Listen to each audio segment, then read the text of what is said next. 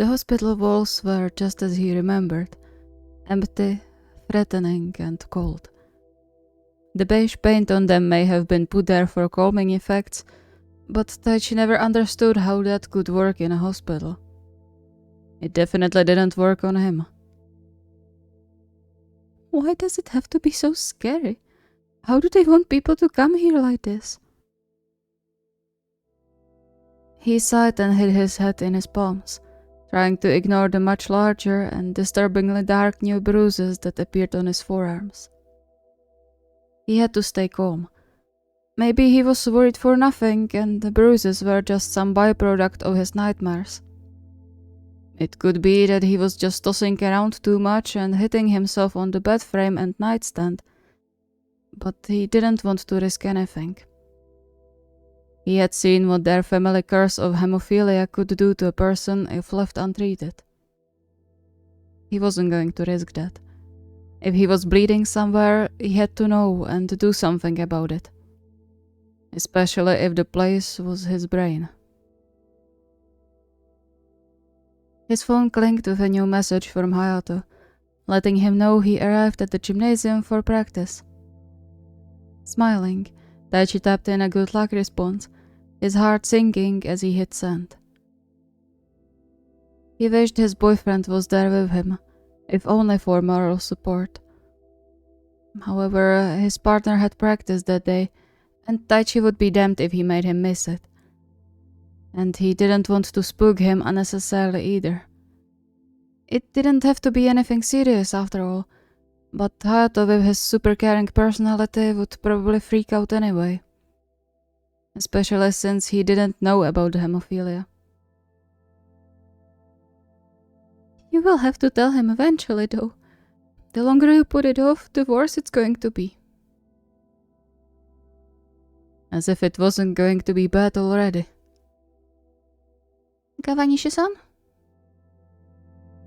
He startled and quickly hid the phone before getting up, careful not to stand up too fast. Falling because his head spun was the last thing he needed right now. Yes. You can come in now. Ikeda-san will take a look at you. Are you feeling dizzy or any other discomfort? My head hurts a bit. And my knees. The nurse nodded and positioned herself to his side for potentially needed support. Taichi gave her a thankful nod and entered the already very familiar room, though he would much rather never set foot there again. He bowed his head to the doctor, a shorter, good-natured man in his late 50s with a surprisingly calming smile for a doctor. He and the nurse were probably the only reasons Taichi was able to not just bolt out of the hospital. Ah, Taichi-kun, I was wondering when I'll see you again. Though, truth to be told, I would prefer if we didn't have to meet this often. Me too. Thank you for making time for me on such a short notice, Ikeda-san. The man waved his hand dismissively and motioned for him to sit down on the nearby chair. No problem at all. You sounded really shaken when we talked in the morning. We couldn't leave you to bleed somewhere without help, could we? So, what troubles you? Don't leave anything out. Even the smallest bruise or pain can cause much harm if left unnoticed. I know. He sighed and rubbed his clenched hands, trying to recall all his pains. It was a procedure he was already used to, but his mind was all over the place that day, too frightened by yesterday's event, and focusing on even such a simple task proved to be difficult. I noticed some bruises appearing on my forearms and thighs recently.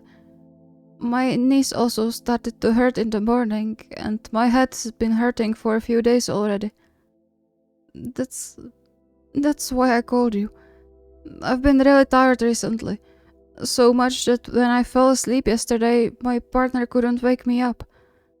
It scared me. The doctor nodded while writing everything down. Did you hit your head in the last few days? I don't know. I've been having nightmares for the last few days, so I could hit something in my sleep. Alright. Do you feel dizzy? Vomiting? Double vision? No, only a bit dizzy when I get up.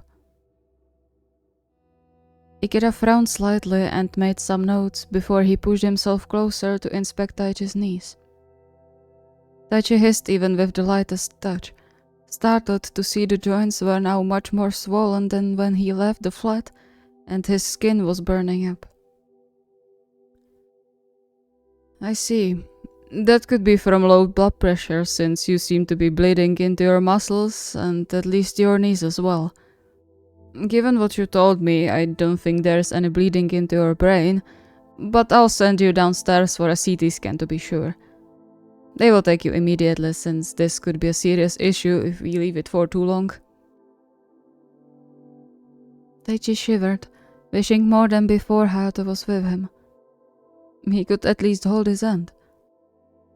But Hayato was at practice. He had to do this alone, like always. Ikeda handed him a paper for the CT scan operators and made him sit in a wheelchair. Taichi sent a quick prayer to the gods and let himself be wheeled out of the office to the elevators.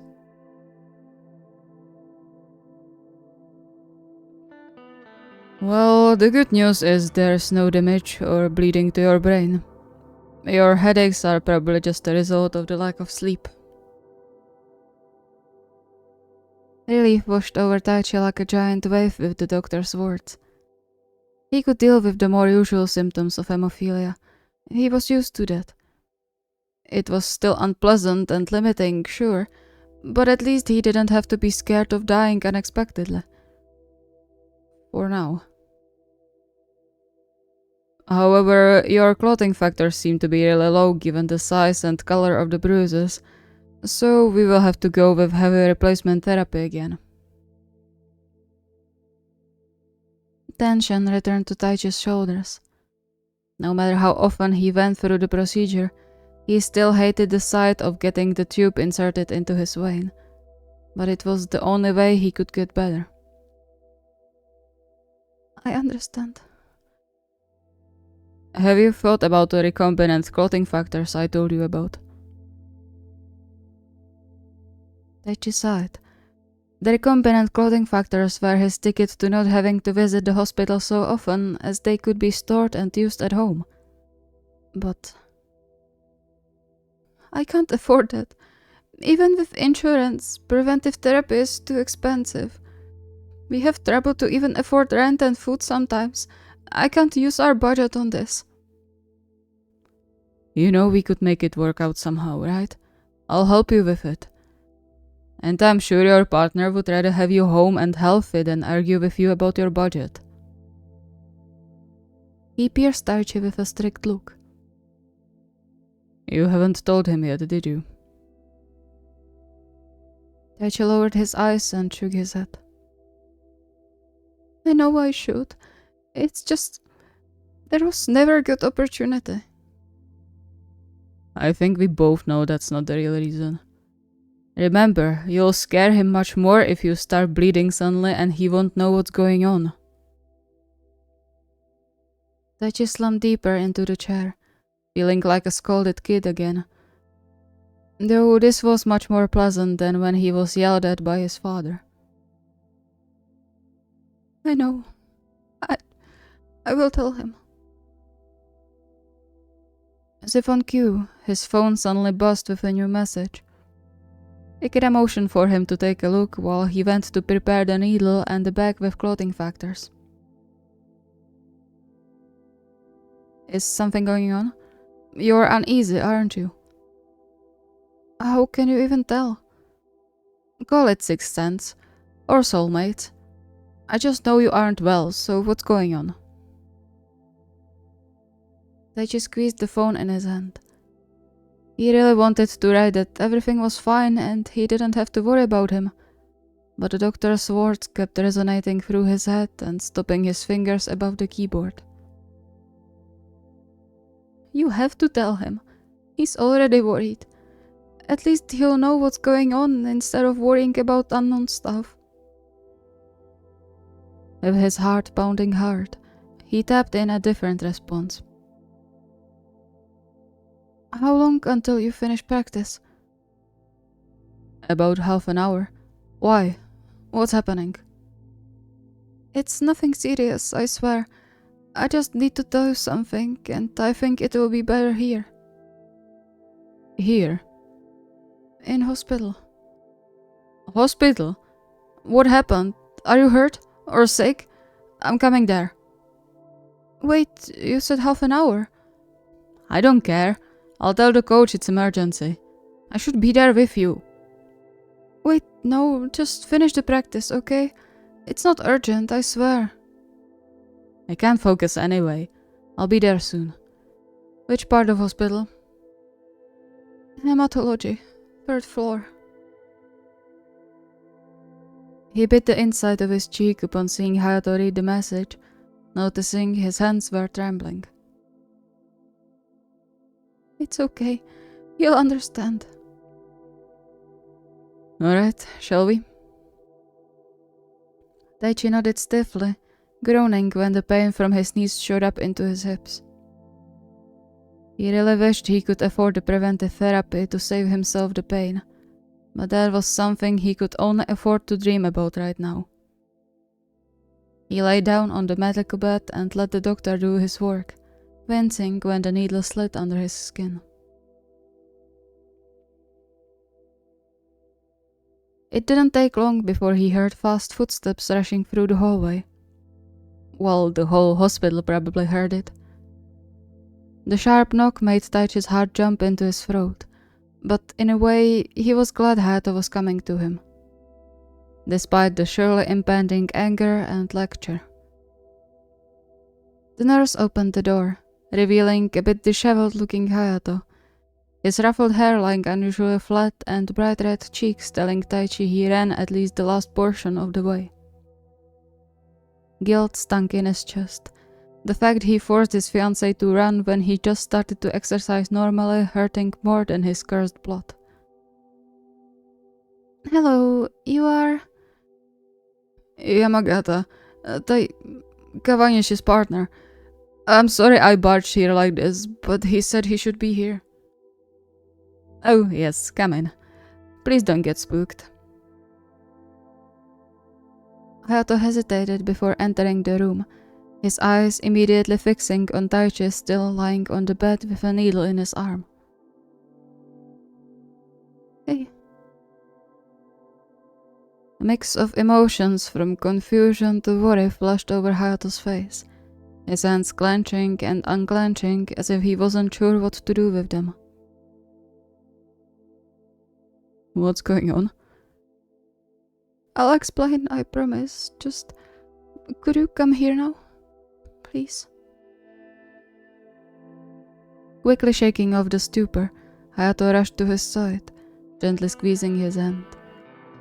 His eyes widened as he glanced over the bruising on Taichi's forearm, as well as the needle and the drip. He was confused, that much was apparent, and it was Taichi's fault. I'm sorry I took you away from practice. Don't be, coach didn't mind. But what's this about? Why are you on a drip? And what are the bruises from? Taichi bit down on his lip and avoided his gaze, the words getting stuck in his throat. Now that he actually had Hayato next to him, despite rehearsing what he was going to say numerous times, actually speaking up proved rather difficult. But there was no other choice. I have to get my blood clotting under control. That's what the drip is for. To get more clotting factors into my blood. For what? What's wrong with your blood? Your partner suffers from a hemophilia type A in moderate form. It's a hereditary disorder causing bad blood clotting, which often leads to excessive external and internal bleeding. Hayato blinked a few times, his face mirroring Taichi's worries. Hereditary? So you've known you have it since when exactly? Since I was little and couldn't stop bleeding when I cut my hand. He looked up, giving Hayato's hand a light squeeze, not sure who he was trying to help. I've been coming here for years to get treated when something goes wrong. I've had it under control so far, but yesterday... You knew it could be from hemophilia, right? The tiredness. Taichi nodded. Yeah. I was worried I hit my head without noticing and got brain bleeding. That's why I came here today. A flash of horror crossed over Hayato's face with his words. Taichi clenched his jaw, guilt hitting him hard when he felt Hayato's hand trembling. This was exactly what he was afraid of, and not only did he not protect Hayato from the cruel reality of his health, he only made it worse by delaying it. Brain bleed. Why didn't you tell me? You never said a word about it. Why didn't you? We've been together for 6 years and you never told me. Yeah. No, don't hire me now. I asked you if something was wrong. You said you would tell me if something was. You promised. I'm sorry. You have a potentially deadly disorder and I had no idea. You could die on me and I would have no idea why. How long would you keep me in the dark if this didn't happen? I wanted to tell you, I swear. But you didn't. You told me now when... A broken sob tore from Hayato's throat, interrupting his words. He turned away, but Taichi still didn't miss the glistening tears in his eyes, the sight breaking his heart. He could withstand Hayato yelling at him for as long as he needed, but seeing him so desperate, so broken by the news, hurt like all hell. Hesitantly, he reached out to squeeze Hayato's hand again, surprised when he didn't pull away. I'm sorry, I really am. I swear I had it under control the whole time we've been together. I didn't do anything risky, and I've been coming here for regular checkups. That's why you didn't notice anything.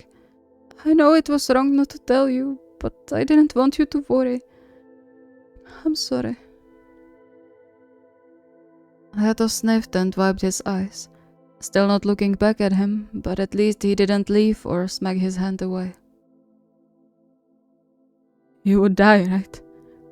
When you said you wished the car hit you instead of me, you would die if it did. Taichi stayed silent, which seemed to be enough of an answer for Hayato. There wasn't anything he could say anyway. He really would probably die even before the ambulance got to them. Hayato shook his head and wiped the new tears away, visibly at the end of his strength. I really got lucky. He gave Taichi a sharp look before leaning in for a kiss. Taichi froze for a moment, but then relaxed into the touch, tasting the salt of his fiancée's tears. When they parted after a short while, Hayato seemed calmer, yet his voice still trembled when he spoke. Never, ever do something like this again, you hear me? You will tell me if something is wrong from now on. Promise me. I promise. Good. Anything else I should know about? What about the preventive therapy? Taichi flinched, his cheeks flaring up when he recalled they had an audience the whole time. Hayato didn't seem to have the same problem and calmly straightened up again, drying his eyes properly before turning to the doctor. Preventive therapy? There is an option to do this at home, to get the clotting factors into my blood before I start bleeding. Why don't you use it already? I would help you. I know, it's really expensive. The insurance doesn't cover it whole, and we have more important things to pay for than... Don't you dare to finish that sentence. But if it means you won't be in pain and at risk of dying suddenly, I don't care how expensive it is. Oh yeah. Okay, yeah, it might be a bit tough at the start, but I'm sure we can do this somehow. Prevention is always better. He turned to the doctor for support. Right? Yes, in this case it really is. The demand therapy is cheaper, but it can leave some nasty damage if you don't come for the treatment in time. See, we can make this work. I'll find a second job if it's necessary, I don't care. I just want you to be alright. Teichi's vision hazed. He gripped onto Hayato's hand to ground himself, his heart beating wildly in his chest. Sure, he didn't expect Hayato to dismiss him, but hearing him say all that, promise to take care of him despite his condition and the expenses, felt like some kind of dream. A feather-light kiss landed on the back of his hand, the fingers running gently through his hair, sending pleasant shivers down his back. It will be fine, you'll see. Thank you. For nothing. Just get better now, okay? Then we will go home and see what we can do about that preventive therapy. And you have to tell me what I can and can't do. I don't want to hurt you by accident. Taichi nodded, completely overwhelmed. Alright. Love you. Love you too. Now rest, okay? I bet you need it.